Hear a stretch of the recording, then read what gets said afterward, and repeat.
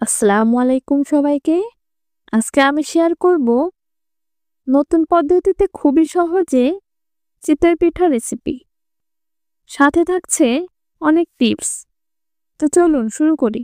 প্রথমে নিব 1 কাপ আটা। আমি বাজার থেকে কেনা শুকনা চালের গুঁড়া ব্যবহার করেছি। এবার দিব সামান্য লবণ। এবার এগুলো মিশিয়ে নেব।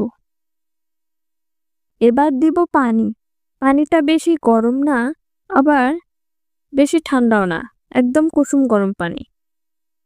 পানি একবারে অ্যাড করব না, অল্প অল্প করে অ্যাড করব। আমার এখানে 1 কাপ পানি লেগেছে। এবার 1 চিমটি বেকিং পাউডার ও 2 টেবিল চামচের মতো ময়দা দিয়ে দেব। এতে করে পিঠাগুলো অনেক ফুলকো ও নরম সফট হবে। এবার একটা হ্যান্ড বিটার দিয়ে 5 মিনিট ব্লেন্ড করে নেব।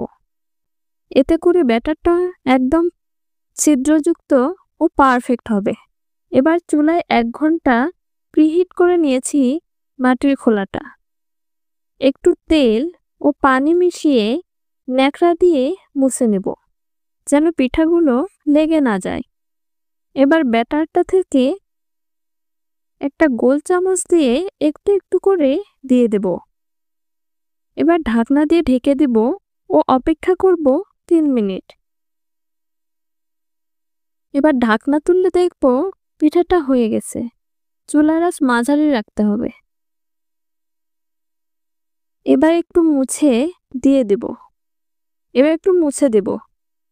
এবার আবারও ব্যাটারটা থেকে একটু একটু করে দিয়ে দেব ও ঢেকে আবারও অপেক্ষা করব 2.5 থেকে 3 মিনিট। এবার ঢাকনা তুলে দেখব পিঠাটা কেমন হলো। দেখুন, মাশাআল্লাহ, এই পিঠাটা অনেক সুন্দর হয়েছে। ভিডিওটি যদি ভালো লেগে থাকে তাহলে কমেন্টে জানাবেন ও লাইক সাবস্ক্রাইব করে পাশে থাকবেন। ধন্যবাদ সবাইকে। আল্লাহ হাফেজ।